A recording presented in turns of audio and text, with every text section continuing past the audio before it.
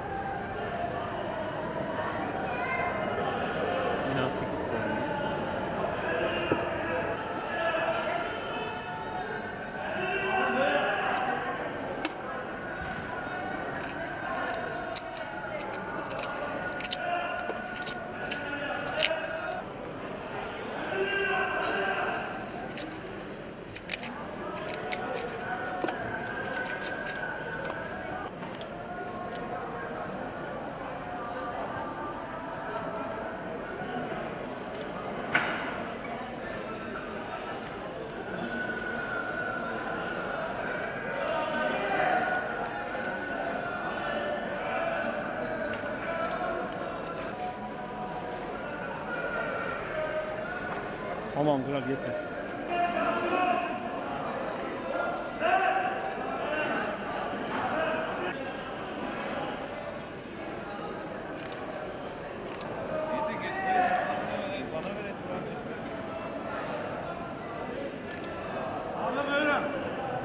Vallahi bu benim babaannemin bize yapmış olduğu karışım, bu kara turp karışımı.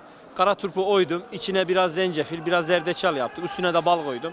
Yani bu şekil, bu şifa deposu, şifa kaynağı. Gerçek antibiyotik, yani antibiyotik ilacı keser, bademciklerde şişmeyi, özellikle öksürmeyi, yutkunmayı sorunu yaşayan insanlar bunu yapsınlar. Çocuklarına özellikle, sürekli öksüren çocuklara.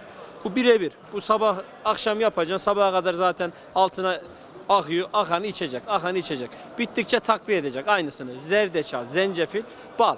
Sürekli bunu içecek. Göğsüne rahatlayacak. En az 50 senelik, 60 senelik bir şey bu. Bize yapılan bir şey. Biz kendimizden biliyoruz. Ben kendimden biliyorum. Mesela şu anda Sivas gibi bir ortamda biz burada yeşillik satıyoruz. Suyun içindeyiz. Eksi 10'larda, eksi 15'lerde çalışıyoruz. Ama hiç hastalanmıyoruz. Niye? Aha bu. Bir gün öksürdüğümü bilmem, bir gün. Niye? Hafiften böyle kırgınlığım olduğu zaman, boğazım kaşındığı zaman, gıcıklandığı zaman hemen yapıyorum. Akşamdan mı yapıyorum, sabahından içiyorum, hiçbir şeyim kalmıyor.